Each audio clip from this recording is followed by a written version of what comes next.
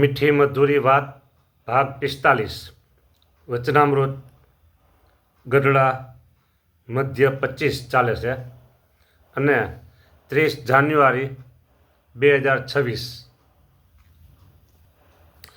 આગળની કથા એટલે કે આગળના ભાગમાં એક વાસનાવાળા ત્યાગી અને નિર્વાસની ગ્રસ્ત એની વાત થઈ ગઈ. પછી એનો જવાબ ગોપાળાનંદ સ્વામી આપ્યો. મહારાજ કે ઓકે રાઈટ છે. પછી મુક્તાનંદ સ્વામી પૂછ્યું કે વાસના એવી દ્રઢ વાસના હોય મલિન વાસના તો ટળે કેમ? તો એનો જવાબ મહારાજ આપ્યો. ત્યાર પછી હવે સ્વયં પ્રકાશાનંદ સ્વામીએ પ્રશ્ન પૂછ્યો. મહારાજ જો સોલિડ પ્રશ્ન અને આપણા બધાને ઉપયોગી થાય ને એવો પ્રશ્ન હો કે મહારાજ જેણે કરીને ભગવાન અતિશય રાજી થાય એવું કયું સાધન છે? બોલો. આપણે બધાને ભગવાન રાજી કરવા જ છે? કયો ભગવાન રાજી થાય એવું કયું સાધન? એમ નથી પૂછ્યું, અતિશય રાજી થાય. ભગવાન અતિશય રાજી થાય.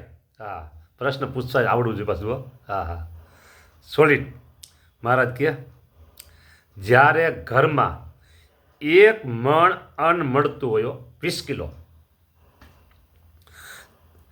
તે ને ત્યારે જેવી સંતની ઉપર પ્રીતિ હોય ને જેવું દીનપણું હોય ગરીબપણું, અને પછી તેને 1 ગામનું રાજ્ય આવે.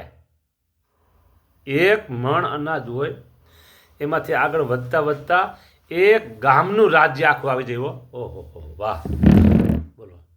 હા, ગામનું રાજ્ય આવી જાય. હે હા, હવે વિચાર કરો, માન સન્માન વધે કે ઘટે? આખા ગામનું રાજ્ય આવે ત્યારે હે માન સન્માન વધે કે ઘટે? એવી વાત છે આ બધી.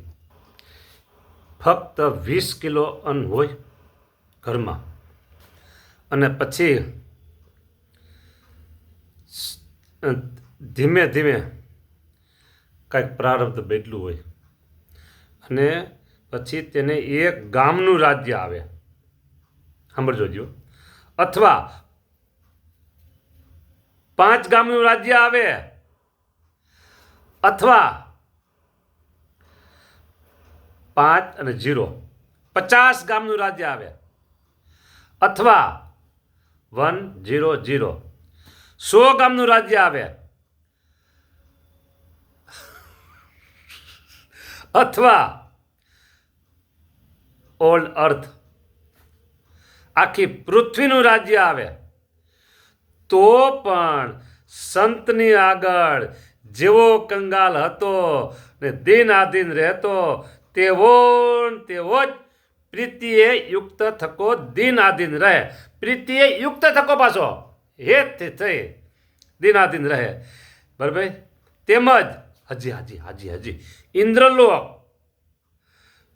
તથા બ્રહ્મલોકનું રાજ્ય પામે તો પણ સંતની આગળ તેવો જ દિનાધીન રહે. બોલો, આ વાત થઈ ગ્રહસ્થની. હજી ત્યાગીને બાકી છો. હા, હવે ત્યાગીની વાત કરું ને તે પહેલાં મારે એક પ્રસંગ કેવો શીખી દઉં. ત્યાગીની વાત આજે આવે તો આવે ને કે નહીં આવે કાલે આવે. હા,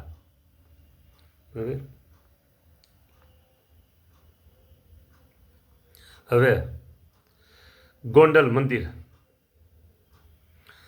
મારા ગુરુ રાજકોટ ગુરુકુળના સંસ્થાપક પરમ પૂજ્ય સદગુરુ વર્ય શાસ્ત્રીજી મહારાજ શ્રી ધર્મજીવનદાસજી સ્વામી. નામ લેવાય નહીં ગુરુનું, પેલા તો પ્રસંગ શેર કહેવા માટે લીધું. એના ગુરુ સદગુરુ પુરાણી ગોપીનાથદાસ સ્વામી એક ગોંડલ મંદિર હતા. ગામ ઠામ નામ તો હવે દેવા દો નથી, પણ એને ત્યાં એક બ્રાહ્મણ બાળક, એનું નામ નરભેરામ. જૂનો જમાનો, અભ્યાસ કરવો તો કોઈ સગવડતા હતી નહીં, નિયમ ધર્મ કેવો હોય, ખાવા પીવાનું બધા. એટલે હરિભગતનો દીકરો.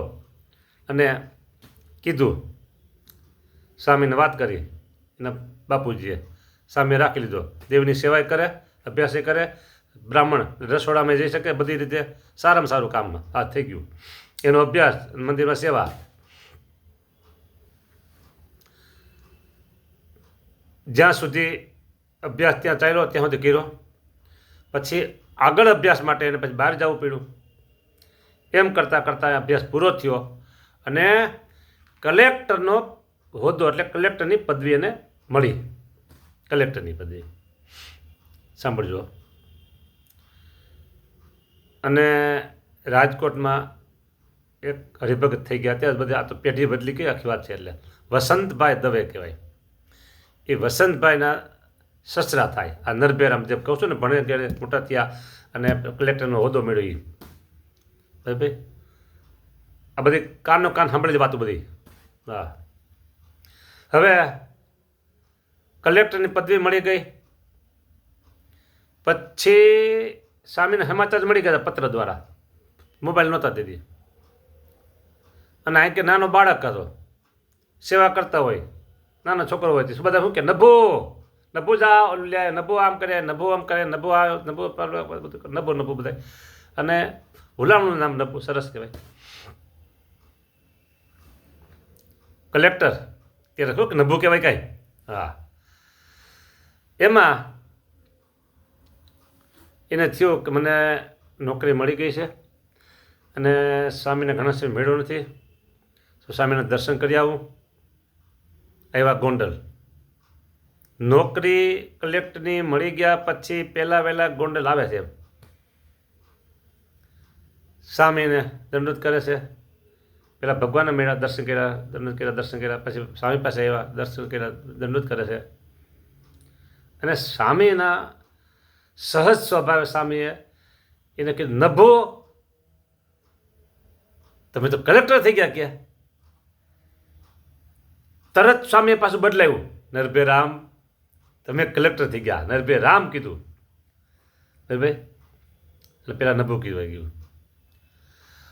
ઓલા સ્વામીના ચરણમાં મસ્તક ઝુકાવી અને બે હાથ જોડી અને સ્વામી કે, સ્વામી તમે તો મને છે ને નભું જ કહો. કલેક્ટર તો દુનિયાનો છો, તમારી પાસે તો નભું જ છો.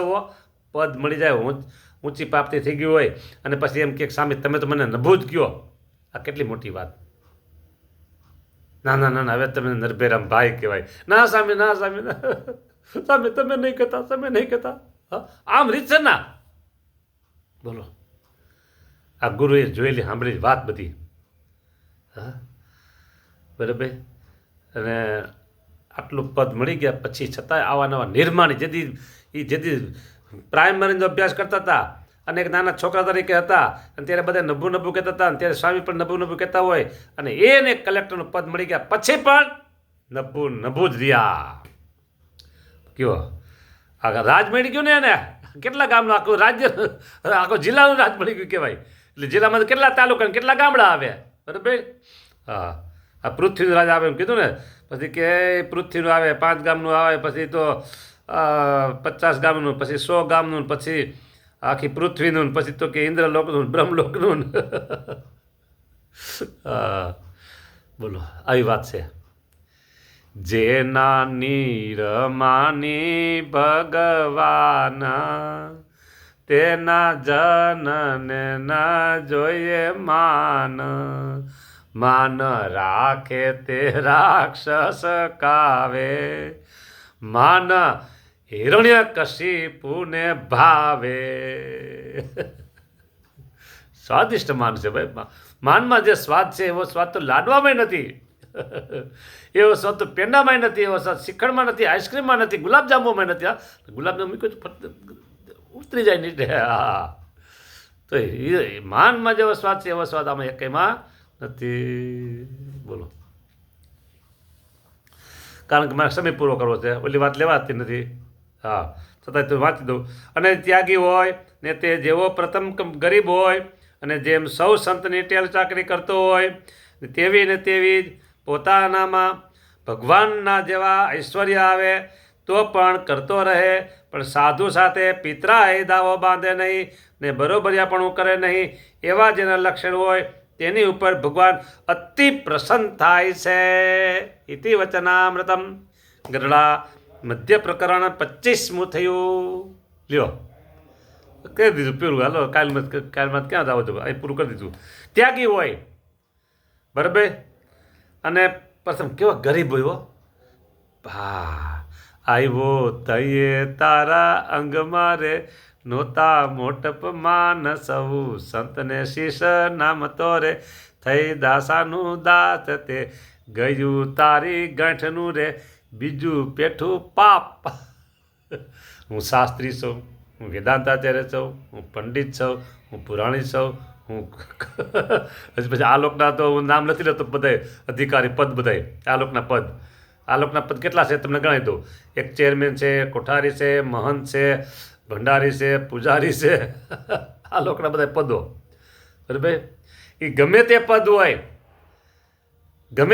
હોય અને મોટેરા સંતને આગળ જો નિર્માણી થઈ જતા હોય તો એની ઉપર ભગવાન અતિ પ્રસન્ન થાય છે. આખી પૃથ્વીનું રાજ્ય મળે, ઇન્દ્રલોક કે બ્રહ્મલોકનું રાજ્ય મળે, છતાં નરભેરામને જેમ નભું રહીએ તો એની ઉપર ભગવાનની અતિ પ્રસન્નતા થાય છે. કેવી મોટી વાત. એક પૈસાનો ખર્ચ નહીં હો, એક પૈસાનો ખર્ચ નહીં, અને અઢળક સંપત્તિ એની પાસે કાંઈ ન કહેવાય એવું ભગવાનની પ્રસન્નતા છે, ભગવાનનો રાજીપો છે એવો. બોલો. હા, આવી વાતો છે આ. એની ઉપર ભગવાન અતિશય રાજી થાય, અતિ પ્રસન્ન થાય, અતિ રાજી થાય. હો, કામ કરી લીધા જવું છે. આવો કરી લીધા જવું કામ છે. ગમે તેટલી આપણે પદ પ્રતિષ્ઠા મળે ને, નહીં એટલે નહીં, બસ. નહીં એટલે નહીં. શું નહીં? માન, અહંકાર, અભિમાન, મોટપ.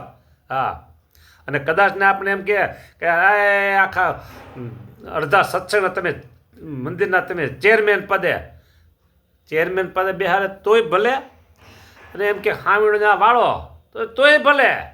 બસ.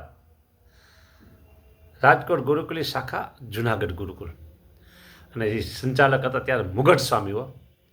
સવારમાં વહેલા ઉઠે, નાહી ધોઈ પૂજા પાઠ કરી, 5 વાગે પછી વિદ્યાર્થી ઉઠાડો બેલ વગાડે, ને વિદ્યાર્થી ઉઠીને નાહવા જાય, અને સ્વામી હાથમાં હામીણું લેવો. મુગટ સ્વામી હામીણું હાથમાં લે. હા, બોલો. સંસ્થાના મુખ્ય મહંત કહેવાય. બોલો, મોટા હતા, આગેવાન હતા, વૃદ્ધમન હતા. હા, તો એ હામીણું લે હાથમાં.